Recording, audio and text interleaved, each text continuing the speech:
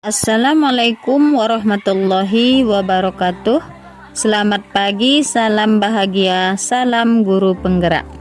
Terima kasih atas kehadiran semua anggota kelompok dan seluruh peserta di dalam ruangan ini.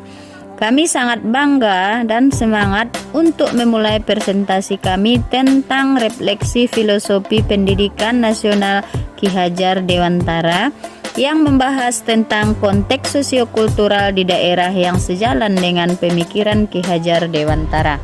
Dengan fasilitator Bapak Haji Durajat, pengajar praktek Bapak Herman, dan inilah anggota kelompok kami dari kelompok 1 kelas 11 151 dari Kabupaten Pasaman Barat. Yang pertama, Lucy Dewinta Elvan SPD. Kemudian yang kedua, Maria Ulfa SPD, dan yang ketiga Miranti Putri SPD. Terusnya Bapak Muhammad Rum SPD beserta saya sendiri Nerlis Laida SPD. Ucapan terima kasih yang sebesar-besarnya tak lupa kepada Bapak Fasilitator yang luar biasa hebatnya membimbing kami, yaitu Bapak Haji Durajat. Terima kasih Bapak untuk ilmu yang luar biasa hebatnya. Tak lupa juga kami sampaikan dan ucapkan terima kasih kepada Bapak pengajar praktek, yaitu Bapak Herman SPD. Terima kasih selalu menyemangati dan mengingatkan kami. Alhamdulillah, di kesempatan yang berbahagia ini izinkan kami dari kelompok 1 mempresentasikan hasil diskusi kolaborasi yang sudah kami lakukan selama 2 hari ini. Adapun tujuan pembelajaran kita kali ini yaitu peserta mampu menemukanali nilai-nilai luhur kearifan budaya daerah asal yang relevan menjadi penguatan karakter murid sebagai individu sekaligus anggota masyarakat. Nah, sosiokultural didefinisikan sebagai gagasan-gagasan, kebiasaan, keterampilan, seni, dan alat yang memberi ciri pada sekelompok orang tertentu pada waktu tertentu. Sosiokultural adalah sebuah sistem dan pola-pola terpadu yang mengatur perilaku manusia. Inti dari pemikiran Ki Hajar Dewantara yaitu budi pekerti, kodrat alam dan kodrat zaman, serta menuntun murid menjadi manusia-manusia yang lebih baik. Pada pembahasan pertama, apa kekuatan konteks sosiokultural di daerah Anda yang sejalan dengan Ki Hajar Dewantara? Jadi menurut diskusi kelompok kami, yang pertama yaitu nilai religius atau keagamaan, kemudian yang kedua semangat gotong royong, dan yang ketiga keberagaman budaya.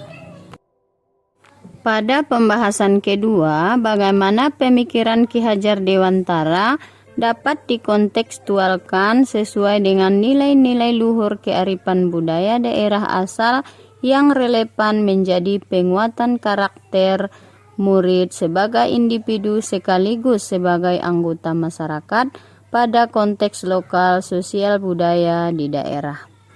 Nah, pada pemikiran Ki Hajar Dewantara dikontekstualisasikan dengan nilai-nilai luhur budaya lokal untuk memperkuat karakter murid sebagai individu dan anggota masyarakat. Yang pertama tadi yaitu religius atau nilai religius dan atau nilai keagamaan.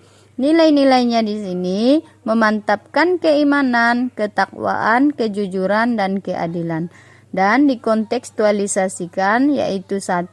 Wirid remaja, yang kedua kultum hari Jumat di sekolah, dan yang ketiga gerakan magrib mengaji. Kemudian yang kedua semangat gotong royong. Nilai-nilainya di sini yaitu nilai kerjasama, saling membantu, dan rasa solidaritas.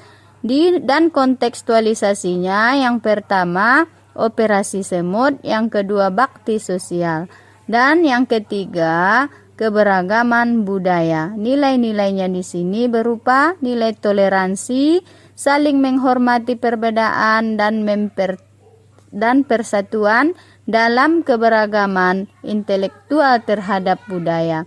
Dan kontekstualisasinya yang pertama tari persembahan saat penyambutan tamu, dan kemudian yang kedua yaitu pencak silat.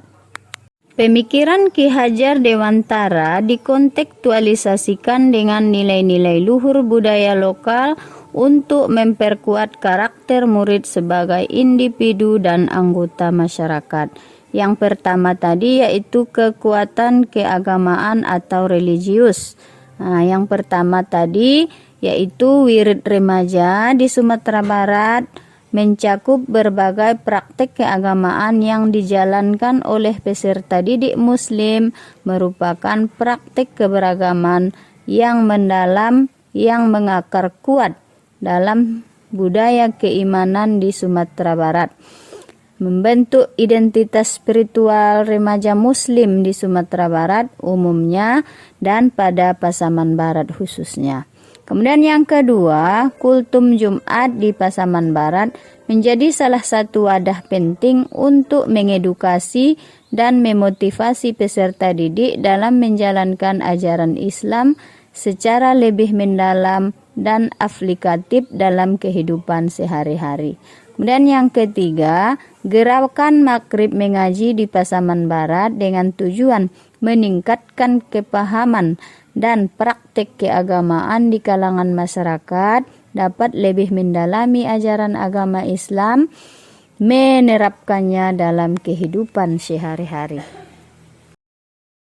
Dan yang kedua, konteks gotong royong. Pada kontekstualisasinya tadi ada dua. Yang pertama, kegiatan operasi semut, kemudian yang kedua bakti sosial. Nah, kegiatan operasi semut di sekolah tidak hanya sebagai bentuk pengabdian kepada masyarakat, tetapi juga sebagai wadah untuk mengembangkan kepemimpinan dan kepedulian sosial siswa-siswa di sekolah. Hal ini merupakan bagian penting dalam pendidikan karakter dan membentuk generasi muda yang peduli terhadap lingkungan dan masyarakat sekitar mereka. Kemudian bakti sosial dilakukan oleh siswa untuk mewujudkan rasa cinta kasih, rasa saling menolong, dan rasa saling peduli siswa kepada masyarakat luas yang sedang membutuhkan uluran tangan dari mereka. Yang ketiga, konteks keberagaman budaya atau konteks adat istiadat. Ada dua pembagian tadi. Yang pertama, di Pasaman Barat, kegiatan adat istiadat dan keberagaman budaya memiliki peran yang sangat penting dalam kehidupan masyarakat, seperti tari persembahan dalam penyambutan tamu.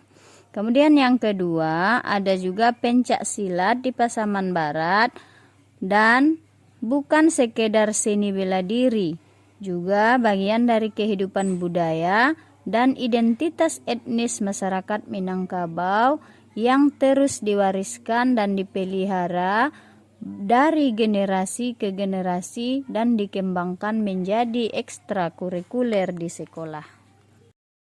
Dan pada pembahasan yang ketiga, yaitu sepakati satu kekuatan pemikiran Ki Hajar Dewantara yang menebalkan laku murid di kelas atau sekolah Anda sesuai dengan konteks lokal, sosial budaya di daerah Anda yang dapat diterapkan.